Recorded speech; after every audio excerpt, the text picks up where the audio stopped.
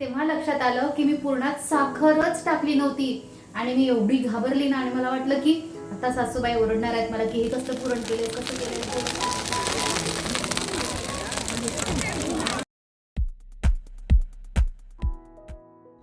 Hello family, तुमचं पुन्हा एकदा स्वागत आहे माझ्या ब्लॉगमध्ये. तर आज आहे होलिका दहन आणि आज आपल्या संपूर्ण महाराष्ट्रामध्ये करतात ती म्हणजे पुरणपोळी, वडे आणि बरंच प्रत्येकाच्या कल्चरनुसार वेगळे फूड असतात. तर मी आज करणार आहे पुरणपोळी, वडे आणि बरंच काही काही. चला तर बघूया, जाऊया किचनमध्ये. जायलाच पाहिजे. आज आहे होलिका दहन. कोणी म्हणतात आज करायचं, कोणी म्हणतात आज नाही, कारण आज कोण कोण करता येते. पण आमची कंपनी ऑर्गनाईज करत असते आमच्यासाठी आणि तिथे सगळे आम्ही एकत्र येतो. तिथं होलिका दहन होते. त्याच्यानंतर नेक्स्ट डे म्हणजे उद्या धुलीवंदनला होळी खेळली जाते, खतरनाक लेवलची खेळली जाते. तो ब्लॉग बी मी तुम्हाला दाखवणार आहे. जुळून राहा माझ्या सगळ्या ब्लॉग्समध्ये. चला तर इकडे मी पुरणाची डाळ शिजायला ठेवलेली आहे. त्यापर्यंत मी करते वड्यांची तयारी. तर वडे करणार आहे मी लाखुरीच्या डाळीचे. आमच्या विदर्भामध्ये लाखुरीच्या डाळीचे वडे खूप प्रसिद्ध आहे.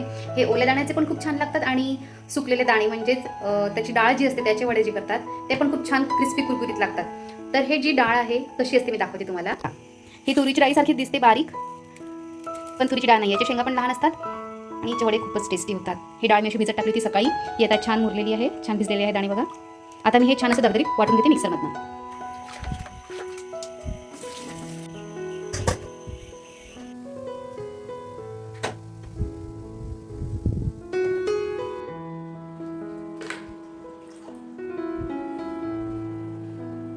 उद्याची तयारी.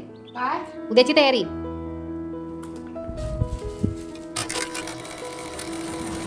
पक्का कलर पाहिजे.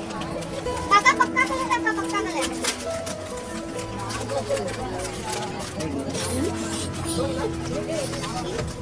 ये कोणता कलर आहे? कोणता कलर आहे? हर्बल कलर आहे. कोणता? अरे कलर कोणता? पिंक गुलाल. इट्स पाण्याची बुके नाही हे बघ. दाखव.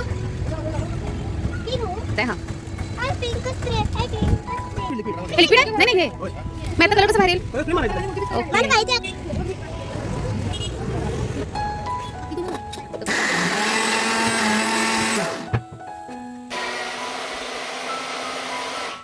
अभ्यास सोडून सगळे कामं करायचे असतात ना. हा झाले का बुगे भरून झाले काय? बास आता झालं. जा जा जा.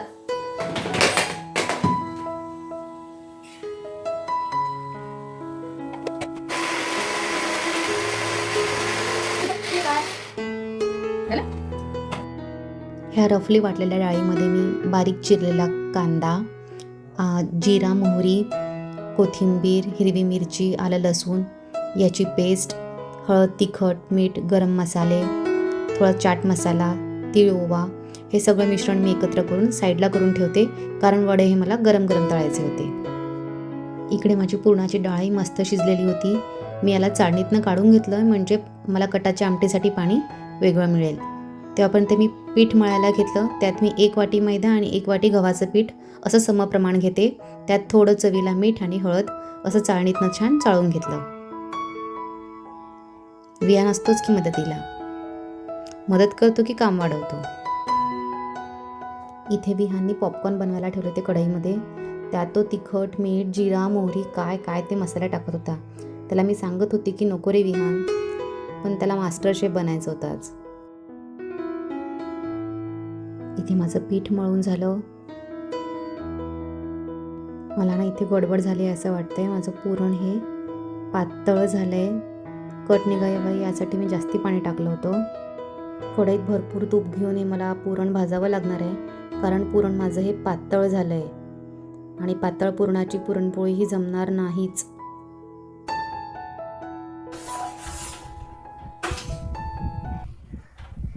फायनली जमलंय पुरण.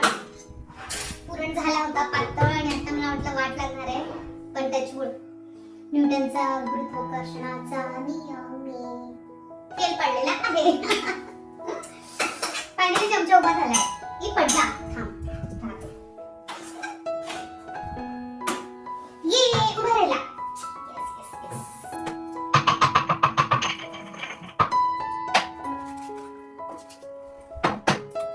वेलचीमुळेच खरं तर पुरणाची मजा आहे की नाही? सॉरी, वेलची नाही, जायफळ. त्याला जायफळ म्हणतात. जायफळमुळेच पुरणाची मजा आहे.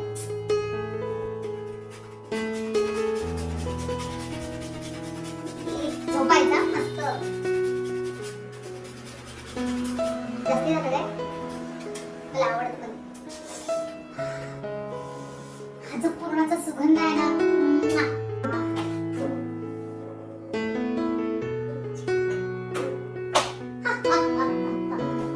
मी करणार आहे कटाच्या आमटीची तयारी. त्यासाठी मी घेते मिरच्या.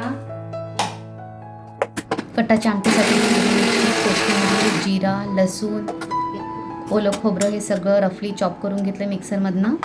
त्यानंतर फोडणीची तयारी केली. कढीपत्ता, जिरा, मोहरी आणि आपलं वाटण. आणि ते आपल्या मकाची डाळीचं जे पाणी निघालं चण्याच्या, त्याला मी हे असा तडका दिला. मस्तपैकी कटाची आमटी तयार.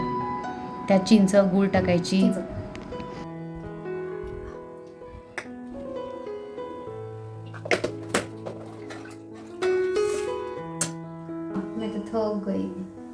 पुरणपोळी व्हायची आहे, वडे व्हायचे आहेत, भात व्हायचा आहे, कटाची आमटी झाली. भात म्हणजे फक्त जिरा राईसच करणार आहे मी, पण आज उपवास असल्यामुळे थकायला झाले. पर करना तो पडेगा. जिरा राईससाठी मी राईस आणि त्यात थोडे खडे मसाले टाकून कुकर लावला. पुरण बिघडलंय कारण सुरुवातीला ते फार पातळ वाटत होतं. नंतर मी भरपूर त्याला आटवलं, जरा फ्रीजमध्ये ठेवलं आणि फायनली जमला. पोळीची एक गंमत सांगते तुम्हाला. सासरी दिवाळीला एकदा मी पुरणपोळी करत होती लक्ष्मीपूजनासाठी नैवेद्याला. आणि काय झालं की मी सासूबाईंनी मला पुरण तयार करून दिलं आणि मला वाटलं की त्यात साखर टाकलेली आहे. मी छान भाजलंय, म्हटलं अरे वा छान पुरण घट्ट झालंय. नंतर जेव्हा सगळ्या पुरणपोळ्या बनवून रेडी झाल्या तेव्हा लक्षात आलं की मी पुरणात साखरच टाकली नव्हती. आणि मी एवढी घाबरली ना, आणि मला वाटलं की आता सासूबाई ओरडणार आहेत मला की हे कसलं पुरण केलेस, कसं केलंय, गोडच नाहीये. पण सासूबाई त्याच्यावर म्हणजे नाही रागवल्या आणि ओरडल्या पण नाही. मी त्यांना सांगितलं, आई जसं आपण पाकातल्या पुऱ्या खातो ना, तसं आपण पाकातल्या पुरणपोळ्या खाऊ. कारण गुलाबजामुनचं सुद्धा घरी पाक होतं तयार. आणि मी त्यांना म्हटलं की आई आपण तसं करूया, पाकातल्या पुरणपोळ्या खाऊया. आणि आई तयार झाल्या. त्याच्यावर मी खरंच आश्चर्यचकित केलं की आई कशाने रागवल्या मला. तुम्हाला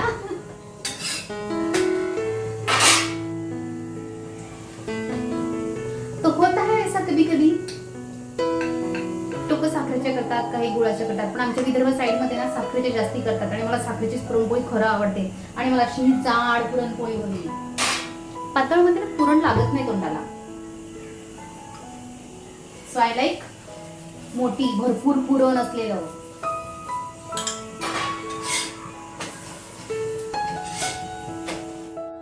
तर हे नागपुरीचे वडे असे हातावर छान थापून घ्यायचे. सिंपल गड्डा करते.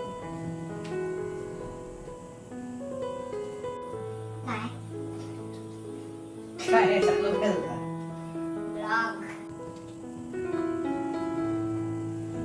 काय तरी आपला टाइमपास. मुंबई वाले किती अंदर गेली आहे.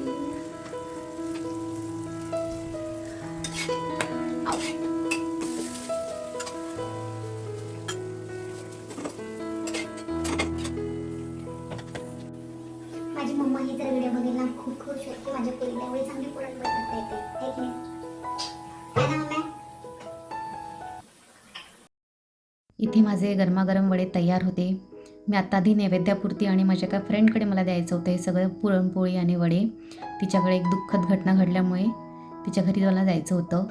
इकडे मी नैवेद्य, आरती सगळं तयार करून ठेवलं होतं.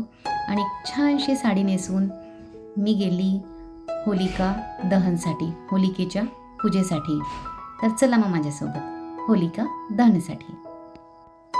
होलिका तयार झालेली होती. सगळे तिथे लोक कॉलनीतले जमलेले होते आणि सगळेजण आपापली पूजा करत होते. मीही गेली, आपली पूजा आटोपली, नैवेद्य केला, आरती केली. आणि थोड्याच वेळात आमच्या सरांनी होळीला अग्नी दिला.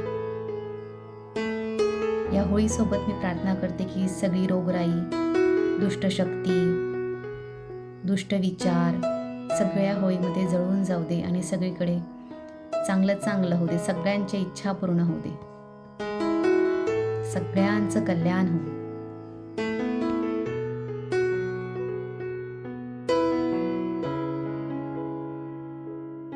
होळीला सगळ्यांनी अशी प्रदक्षिणा घातली, सगळ्यांनी नमस्कार केला आणि एकमेकांकडनं आणलेला प्रसादाची देवाणघेवाण केली. सगळ्यांनी प्रसाद खाल्ला आणि एकमेकांना गुलाल लावून आम्ही होळीच्या शुभेच्छा दिल्या.